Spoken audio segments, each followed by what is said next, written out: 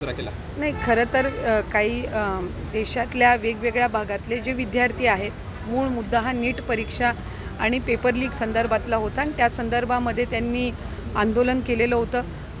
एक उपोषणसुद्धा त्या निमित्ताने जे त्या क्षेत्रामध्ये अनेक वर्षापासून काम करत आहेत ते सोनमजी वांगचूक असतील यांनीही केलं होतं. पण त्यांनी 2 दिवसापूर्वी सरकारचे 2 मंत्री जे पी नड्डा साहेब असतील, आणखीन एक मंत्री यांच्यासोबत त्यांनी जी काही त्यांची बैठक झाली त्याच्यातून त्यांनी ते उपोषण मागे घेतलं. त्यांच्या अनेक मागण्यासुद्धा सरकारने त्या ठिकाणी विभागाने मान्य केल्या.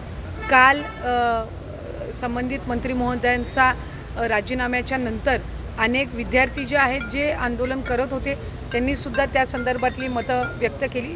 आपली लोकशाही आहे आणि लोकशाहीच्या दृष्टिकोनातून जर एखादी गोष्ट चुकीची घडत असेल तर ती निदर्शनास आणून देणं, त्या संदर्भामध्ये आंदोलन करणं लोकशाहीमध्ये अधिकार हा त्यानिमित्ताने आहे.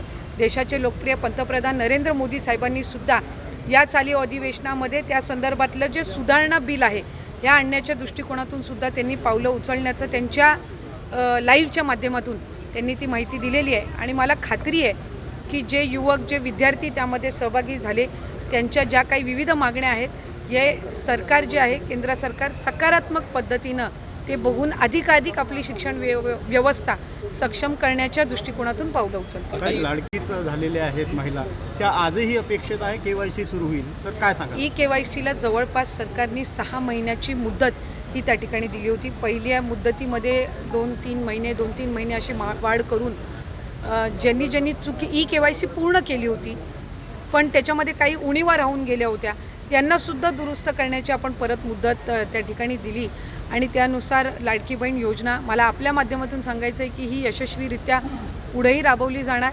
KYCच्या संदर्भातला जो निर्णय आहे अधिक वाढवायचं का काय त्या संदर्भामध्ये सुद्धा राज्याचे मुख्यमंत्री आदरणीय फडणवीस साहेब, दोन्ही उपमुख्यमंत्री शिंदेसाहेब असतील, सुनेत्रा काकी असतील, या संदर्भामध्ये जी काही निवेदनं प्राप्त झालेली आहेत ही आम्ही त्यांच्यापर्यंत पोचवू आणि महायुतीच्या सरकारने आणलेली ही योजना आम्ही पुढंसुद्धा विभाग म्हणून यशस्वीरित्या राबवत राहू.